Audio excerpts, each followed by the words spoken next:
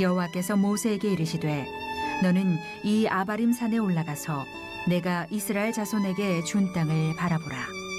본 후에는 내 형 아론이 돌아간 것 같이 너도 조상에게로 돌아가리니 이는 신광야에서 회중이 분쟁할 때에 너희가 내 명령을 거역하고 그 물가에서 내 거룩함을 그들의 목전에 나타내지 아니하였음이니라. 이 물은 신광야 가데스의 무리바 물이니라. 모세가 여호와께 여짜와 이르되 여호와 모든 육체의 생명의 하나님이시여 원하건대 한 사람을 이 회중 위에 세워서 그로 그들 앞에 출입하며 그들을 인도하여 출입하게 하사 여호와의 회중이 목자 없는 양과 같이 되지 않게 하옵소서. 여호와께서 모세에게 이르시되 눈의 아들 여호수아는 그 안에 영이 머무는 자니 너는 데려다가 그에게 안수하고 그를 제사장 엘르아살과 온 회중 앞에 세우고 그들의 목전에서 그에게 위탁하여 내 존귀를 그에게 돌려 이스라엘 자손의 온 회중을 그에게 복종하게 하라. 그는 제사장 엘르아살 앞에 설 것이요 엘르아살은 그를 위하여 우림의 판결로서 여호와 앞에 물을 것이며 그와 온 이스라엘 자손 곧 온 회중은 엘르아살의 말을 따라 나가며 들어올 것이니라. 모세가 여호와께서 자기에게 명령하신 대로 하여 여호수아를 데려다가 제사장 엘르아살과 온 회중 앞에 세우고 그에게 안수하여 위탁하되 여호와께서 모세에게 명령하신 대로 하였더라.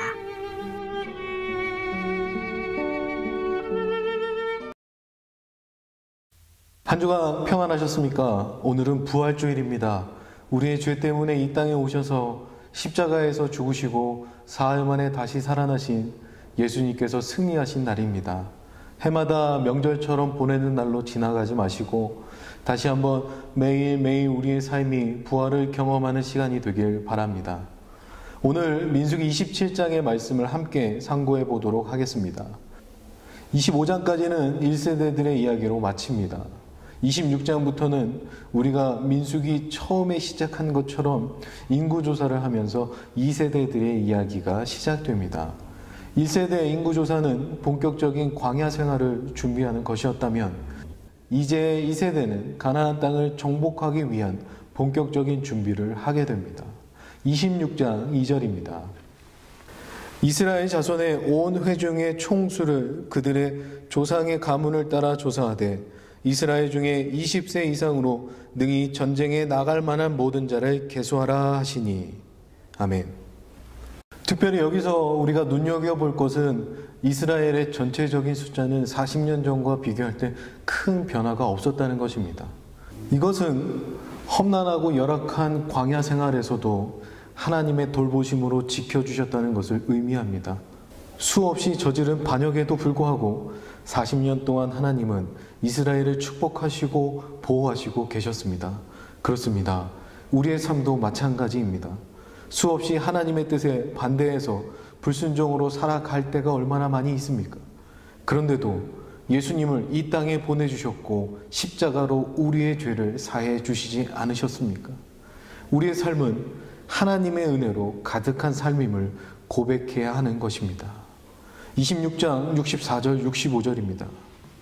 모세와 제사장 아론이 시내 광야에서 계수한 이스라엘 자손은 한 사람도 들지 못하였으니 이는 여호와께서 그들에게 대하여 말씀하시기를 그들이 반드시 광야에서 죽으리라 하셨음이라.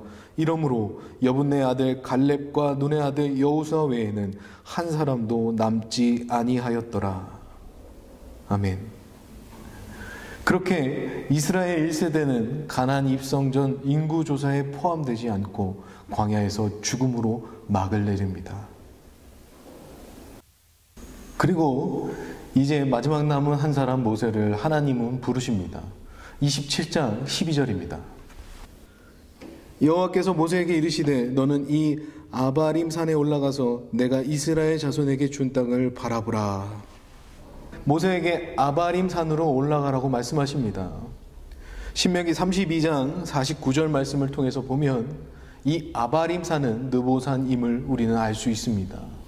하나님이 부르신 그 아바림 산에서 모세는 가나안 땅을 바라보았을 것입니다. 그 땅을 바라본 모세에게는 많은 생각이 들었을 것입니다. 그런 모세에게 하나님은 이렇게 말씀하십니다. 13절입니다. 본 후에는 내 형 아론이 돌아간 것 같이 너도 조상에게로 돌아가리니 이는 신 광야에서 회중이 분쟁할 때 너희가 내 명령을 거역하고 그 물가에서 내 거룩함을 그들의 목전에 나타내지 아니하였음이니라. 이 물은 신 광야 가데스의 무리바 물이니라. 다시 한번 하나님께서는 모세가 저 가나안 땅을 들어갈 수 없음을 명확하게 말씀해 주십니다. 무리바 물이라는 이 다툼의 장소를 통해서 다시 한번 모세를 멈추게 하시는 것이었습니다. 모세가 하나님께 질문합니다. 15절입니다. 모세가 여호와께 여짜와 이르되 여호와 모든 육체의 생명의 하나님이시여 원하건대 한 사람을 이 회중 위에 세워서 그로 그들 앞에 출입하며 그들을 인도하여 출입하게 하사 여호와의 회중이 목자 없는 양과 같이 되지 않게 하옵소서. 모세는 하나님께 간구합니다. 자신이 하나님의 약속을 성취하지 못하는 아쉬움을 뒤로하고 지금 하나님께서 허락해 주신 이 삶의 자리에서 하나님의 인도하심을 또 한 번 구하게 됩니다. 여기서 우리는 하나님께서 왜 모세를 택하셨는지를 분명히 알 수 있습니다. 조금 내 마음에 들지 않고 내가 힘든 일이 생기면 우리는 하나님을 원망하지만 모세는 다시 한번 하나님 앞에 엎드리게 됩니다. 그리고 하나님께서 맡겨주신 이 사역의 끝을 하나님의 뜻 가운데 거할 수 있도록 다시 한번 하나님의 뜻을 구하는 모세를 보게 됩니다. 그런 그에게 하나님은 이렇게 대답하십니다. 18절입니다. 여호와께서 모세에게 이르시되 눈의 아들 여호수아는 그 안에 영이 머무는 자니 너는 데려다가 그에게 안수하고 그를 제사장 엘르아살과 온 회중 앞에 세우고 그들의 목전에서 그에게 위탁하여 내 존귀를 그에게 돌려 이스라엘 자손의 온 회중을 그에게 복종하게 하라. 하나님은 모세가 구했던 그 기도 제목 앞에 바로 답변해 주십니다. 그리고 곁에 있던 여호수아를 지목하십니다. 모세를 이을 여호수아는 40년을 모세 곁에서 보고 듣고 배우고 순종한 자였습니다. 늘 준비된 종이었던 것이었습니다. 그래서 모세의 후계자가 될 수 있었습니다. 옛말에 서당계 3년에 풍월한다 하지 않습니까? 자그마치 40년을 보고 듣고 배웠습니다. 이보다 훌륭한 후임자가 어디 있겠습니까? 그런데 우리가 실수하는 부분이 바로 이것입니다. 40년 동안 모세 곁에서 보고 듣고 훈련했던 이 여호수아의 삶을 우리는 기억하지 못하고 늘 왜 내 삶의 자리에서 하나님께서 해결해 주시지 않는 일들 때문에 힘들어하고 있지는 않습니까? 혹 하나님을 원망하고 계시지는 않으십니까? 하나님은 그런 우리의 삶을 지켜보고 계시다는 사실입니다. 18절 말씀을 다시 한번 보면 여호와께서 모세에게 이르시되 눈의 아들 여호수아는 그 안에 영이 머무는 자니 그 안에 영이 머무는 자라고 표현하고 있습니다. 여기서 영이라는 말은 지혜, 예언, 기술, 실력, 용기로 해석할 수 있습니다. 하나님이 보시기에 여호수아는 이 모든 것을 준비하고 갖춘 지도자였습니다. 우리가 하나님 앞에 쓰임받기 위해서는 이러한 준비됨이 있어야 합니다. 오늘날 많은 교회들과 성도들이 입버릇처럼 하는 얘기들이 있습니다. 예수님 다시 오시옵소서, 예수님 다시 오시옵소서, 예수님 다시 오시옵소서 라는 고백을 자주 할 때가 있습니다. 그런 그 고백 속에 우리의 삶을 다시 한번 점검할 수 있는 시간이 되길 바랍니다. 과연 나는 하나님과 가까이 하면서 준비되어져 있는지 말입니다. 하나님 말씀을 가까이 하고 하나님 앞에 늘 삶이 예배된 삶이 되고 늘 기도하며 간구하며 하나님 뜻을 구하는 그런 삶인지 말입니다. 그래야 예수님 다시 오심이 우리 안에 기쁨이 될 수 있는 것입니다.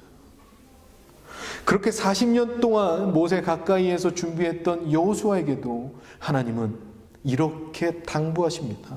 여호수아 1장 7절에서 9절 말씀입니다.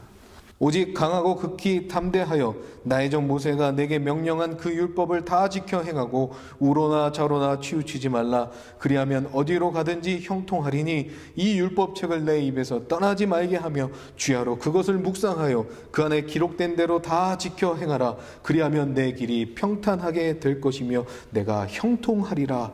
내가 내게 명령한 것이 아니냐. 강하고 담대하라. 두려워하지 말며 놀라지 말라. 내가 어디로 가든지 내 하나님 여호와가 너와 함께 하느니라 하시니라.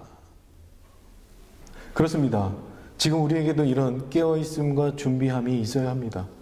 왜 여호수아만 사용하셨냐고 하는 모세의 주변 사람들도 있었을 것입니다. 거기서 우리의 모습을 발견합니다. 나는 하나님과 진정 가까운 삶인지 되돌아보아야 할 것입니다. 말씀을 정리합니다. 이제 가나안을 목전에 두고 이스라엘은 다시 한번 하나님의 인도하심대로 준비합니다. 하나님은 끊임없이 이스라엘을 준비하고 또 준비시키십니다. 그런데도 실패할 때가 많았습니다. 이제 인구조사를 마치고 새로운 리더를 세우고 출발할 것입니다. 성공을 바라지만 이스라엘은 실패를 경험할 것입니다. 실패할 것을 알지만 그래도 하나님의 인도하심을 구하는 방법을 배우게 될 것입니다. 사랑하는 성도 여러분, 우리의 삶에 실패가 때론 찾아올 때가 있을 것입니다. 아니, 지금 그 실패가 엄습해 오고 있을지도 모르겠습니다. 그러나 하나님께서 여호수아를 준비시키시고 사용하신 것을 기억하시기 바랍니다. 십자가에서 죽으신 예수님은 사람들이 보기에 실패한 모습이었습니다. 그러나 하나님의 계획은 십자가를 이기신 부활의 승리였습니다. 이제 우리에게 주어진 삶의 자리에서 이 십자가의 승리로 나아가야 할 때입니다. 한 주간 주의 말씀 붙잡고 승리하시길 주님의 이름으로 축원합니다. 다 함께 기도하시겠습니다. 하나님 감사합니다. 하나님의 귀한 은혜 가운데 오늘도 예배의 자리에 서게 해주심에 감사드립니다. 허물 많고 죄 많은 우리들 때문에 이 땅에 십자가 지러 오신 예수 그리스도의 십자가의 은혜를 잊지 않게 하여 주시며 예수 그리스도의 십자가의 승리를 고백할 수 있는 우리 모두 될 수 있도록 아버지 인도하여 주시옵소서. 이 땅을 살아가면서 힘들고 어려운 일들 앞에 낙망하지 않게 하여 주시옵고 이 모든 것이 하나님께서 우리를 준비시켜 주시고 훈련시켜 주시는 일임을 깨닫게 하여 주셔서 날마다 부활의 기쁨을 소망할 수 있는 우리 모두 되게 하여 주시옵소서. 한 주간도 하나님 말씀 붙잡고 날마다 부활의 승리를 고백하며 하나님만 바라보며 나아갈 수 있는 은혜의 날들 되게 하여 주시옵소서. 감사하며 살아계신 예수님의 이름으로 기도하옵나이다. 아멘.